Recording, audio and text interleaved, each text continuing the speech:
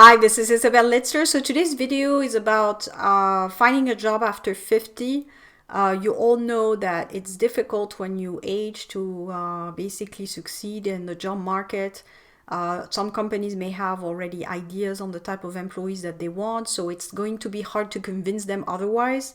And I wouldn't really advise you to go against what a company is convinced of, meaning that if you know, and it's actually quite visible, and I'm not going to say any name of companies, but some companies make it clear that they're looking for young talent, that they promote young talent and they want to see those kinds of people in their companies.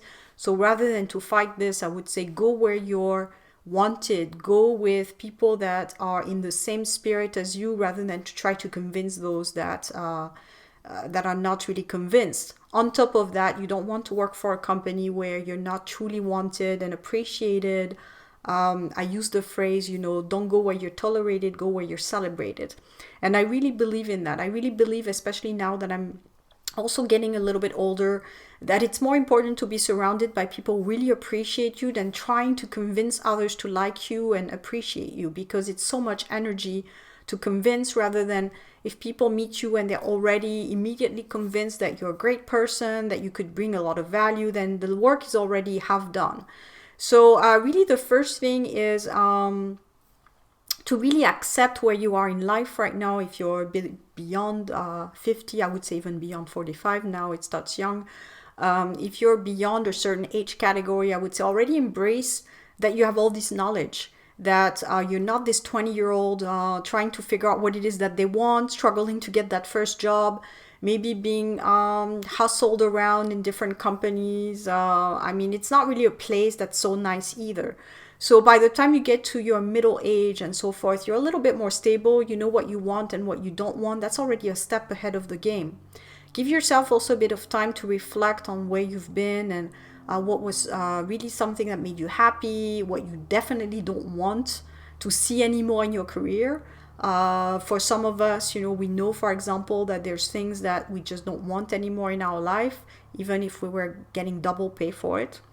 Again, that's a value type of thing, but I know things that I didn't like before, I would never do again, even if I was highly paid for it, for example. So it's really defining what kind of individual you want to be, especially as a role model for younger generations. So really number one is a little bit that self-assessment, accepting where you are in life, that you're older now, that you're more, but you're also more knowledgeable, wiser. You bring also all this value to an organization. So it's really embracing where you are right now. The second thing is about you're going to have to do your job search a little bit differently. So it's all about being busy, but not being busy hustling, to say, but being busy connecting with the people that are like-minded like you. So it's going to those events and trying to connect with people who are in the same stage as you. So they're already a little bit maybe more senior, they're wiser, they understand the value of being wiser, of having built something and really being in a different stage in life. So you need to find those people that are just in the same stage as you, motivated also by the same things. So it's really a tailored job search where you're trying to surround yourself with like-minded people, people who have also done the same things as you and learn from their mistakes, learn from their bad choices. So you're always immediately going to connect with these people because you have the same learning curve. So they're going to be more inclined to hire you even though you're beyond 40, 50, whatever, because they value that. They value the fact that you did the trial and error, that you're wiser now, you're not going to repeat those mistakes. They already know this, so you're a more stable type of potential employee.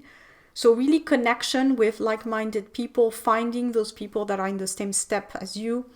Again, it's not age-based. Some people could have the same learnings at 30 because they did a lot than at 40 or 50. It's all about learnings.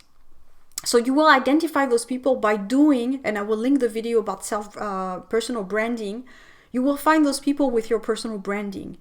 The reason why is because birds of the same feather flock together. So if you're projecting a certain flavor out there, you will attract those like-minded people that are probably in the same stage of life as you, that have built things, learned from it, and now are looking for partnerships or hiring people that are in the same situation.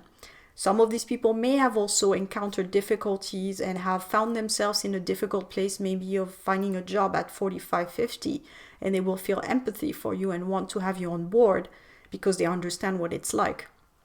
So again, you can convey that in your social media, explaining where you've been.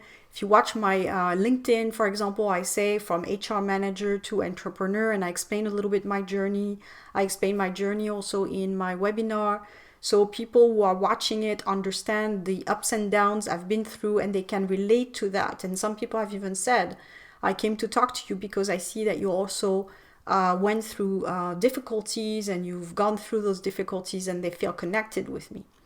So that's a good way to find a job after a certain age, is to find those people that are relatable. And finally, the third thing that you need to do is build up your profile. So what I was saying now, build up your profile, watch the video about branding. Once you start meeting some of these people, they will give you feedback, and you can improve from there on your profile and share content about what you've done. When you're at a certain age, you have so much to share. The knowledge sharing is huge because you've been probably around, you work for many companies, you know what's working, what's not working. So knowledge sharing, sharing content out there on your social media, or even on your resume as much as you can, maybe linking things on a personal website. People can really get the flavor of what you've learned and what kind of person you are. So again, to recap, number one is as a 50 or 45 plus is to self-reflect before you jump into anything else, so that you can learn from maybe things you've done well, things you didn't do well. The second thing is to try to find people who are like-minded, and that can be done via your social media, trying to convey as much as you can what kind of person you are. And number three is to build up content. So if you haven't done it yet, do it now, start something. Watch my video on personal branding, and I hope it helps. I will talk to you soon. Thank you.